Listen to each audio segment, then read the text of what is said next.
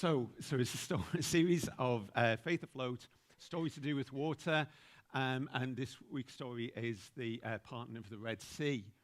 And so it's a story about being rescued at sea. And normally when we think about being rescued, we think, actually, could I swim?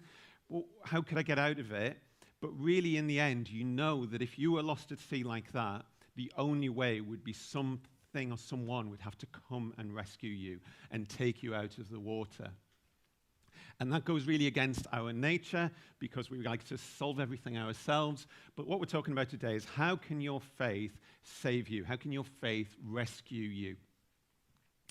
And so if we go back to the story, those of you who've seen Joseph in his major Technicolor Dreamcoat, you might wonder why Egypt was so happy with Joseph that a couple of hundred years later they want to put all the Egyptians in slavery, all the Israelites in slavery. Well, what happened was the king just didn't know anything about Joseph. They'd come at a certain time, and they'd been like the heroes of the day.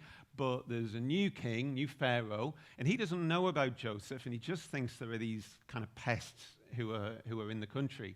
And he says to his friends, he says, look, the Israelites have become far too numerous for us. Come, we must deal shrewdly with them, or they will become even more numerous. So they put slave masters over them to oppress them with forced labor. So these people who were quite happily living in the land, over time their lives were changed. And they were changed where they became slaves. And they became slaves to a man who was a liar. So if you read the story, what you find is that Pharaoh keeps saying, yeah, I'll let you go. And then he changes his mind. And he was also a thief because they had a lifestyle and he slowly took from them. He took their freedom, he took their peace. And you'll see situations in the story where he makes their life harder and harder, so it's even harder for them to survive. And ultimately, he's a murderer. And if you know the story of Moses, you'll know that the king tried to kill all the young boys. And later on, if you read the Gospels, you'll hear that Jesus says that the devil is a liar and a thief and a murderer. And in this story, the Israelites were slaves, but when we are subject to sin and when we're subject to the evil one, we are in slavery. And when I've been thinking about this, I was thinking that, so I gave up my life of sin, but I think often I go back to slavery. I think that it's easier to take the boy out of Egypt than it is to take Egypt out of the boy. That I kind of go back to kind of lies that I would have told myself about what makes me important, what gives me value, and I might give in to things which kind of steal my freedom or my peace, and you might know that. And some people might be sitting here today, and they might not even realize that they are slaves and that they need rescuing. And actually, they're still lying in the water going, oh, I'm fine here, I'm just having a bit of a swim. But really, you need rescuing. So, because God is good and God cares for us, he made a way out. And what the passage in Exodus in the corner there says, that God was concerned for them, he saw what was happening to them, and he made a way out. He decided that he thought that they should be rescued. And if you remember, this is before the Ten Commandments. So this isn't like, oh, if you follow the Ten Commandments, I will come and rescue you. They hadn't come. God didn't say, well, when you're good enough, I will rescue you. And that's what God's like with us. He doesn't say, when you're good enough, I'll come and sort your life out. He just says, I will rescue you. And that's what happened. And God made a way out of Egypt so they could be free from slavery. But it looks like the plan has all gone a bit wrong because they come to this edge of the Red Sea, and then if you look at the picture there, it really looks like they're done for.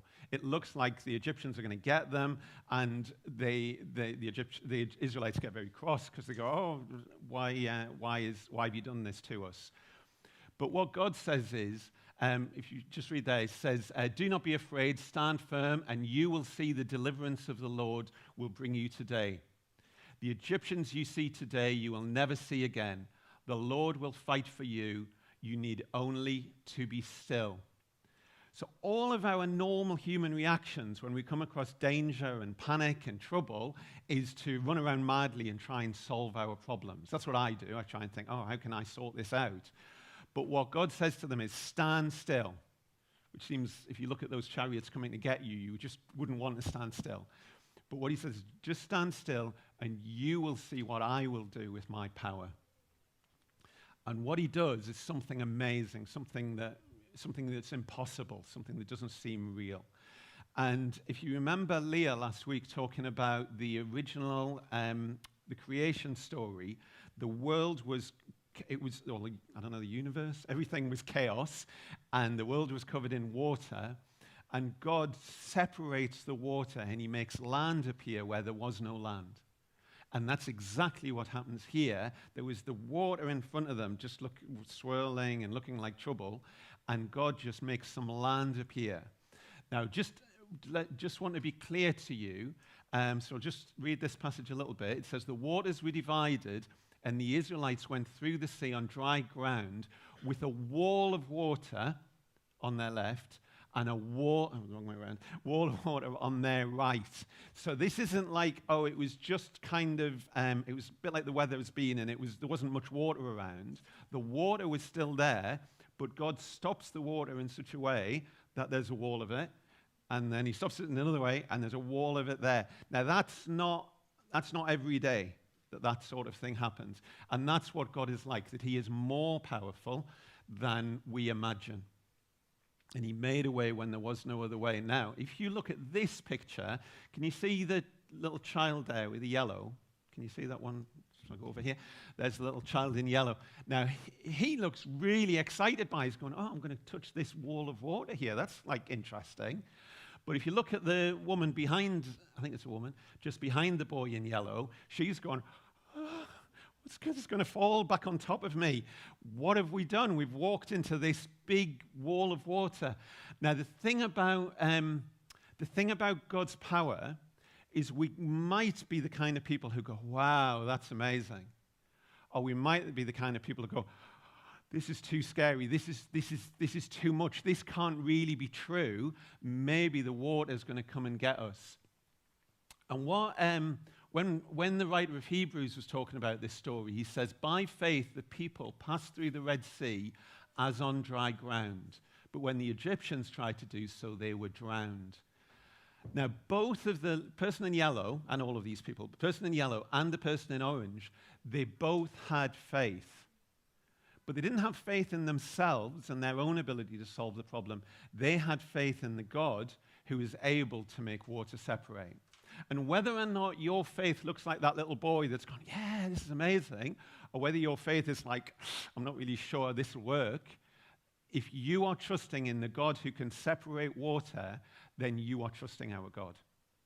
Okay? It's not about whether you've got masses of faith or you're really a hero of faith. It's whether or not you are going to trust the God that made the world, separated the water from the land, rescued from the Israelites, because that is the God we follow.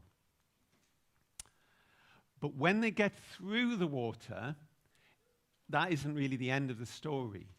What they do is they end up in the desert, and they actually spend a long time in the desert.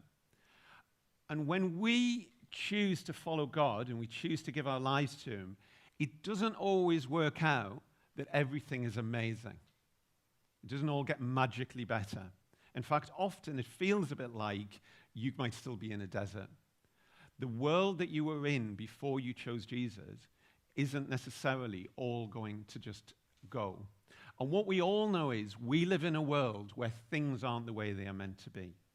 Nothing is the way it's meant to be. There is clearly sadness. There is clearly people hurting each other. There's wars and disasters. So nothing is the way it is meant to be while we are living here. But the difference is when we choose to follow Jesus is that he is there with us in the wilderness. He is with us and we can trust him and he will care for us and support us through it. The writer of Hebrews said, not the writer of Hebrews, Isaiah said, when you pass through the waters, I will be with you. And when you pass through the rivers, they will not sweep over you. God doesn't promise to keep away all the scary situations. What he promises to do is be with us in the scary situations. Now, that's not even the end of the story, because the wilderness is the time that we live in now, but we hope for a time which is even better than this time. So for the Israelites, they were hoping for the promised land, the end of the wilderness. And for us, we are hoping for a time of eternity. And I don't know whether you know this song. The song's called You're Beautiful. But what it says is, when we arrive at eternity's shore, where death is just a memory and tears are no more, we'll enter in as the wedding bells ring. Your bride will come together and we'll sing. And I just thought that idea of eternity shore, we think that when they came through the Red Sea, they were coming back up onto dry land, and that was the shore. But the shore we're heading for is eternity shore. The end of this kind of chaos and turmoil that we are living in and we will live in will end when we get to eternity shore. And that is the Christian hope, that we have faith now in a great God who will care for us during this time, but he is going to take us somewhere better than this. And that is the good news that we believe in. So I've got some questions for you. We're just going to, we'll sing a song in a bit, but just while, there's going to be a little bit of music while I ask you these questions.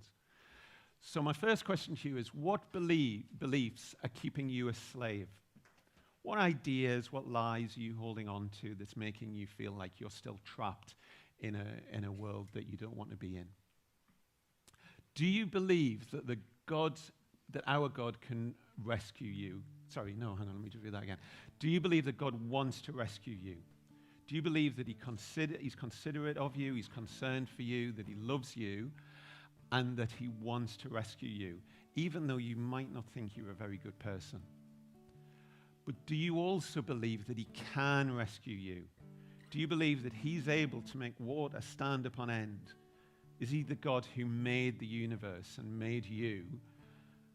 And do you believe that he is able and powerful enough to rescue you? And if you've chosen to follow him, do you believe that he's with you now, looking after you, ready to be called on, wanting to be there for you? And do you also believe that there is a better place than this? Do you hold out hope that one day all of the things that are not the way they're meant to be will become the way they were always meant to be, the way that God wanted? So just going to leave those questions up for a second, and then we're going to sing a song.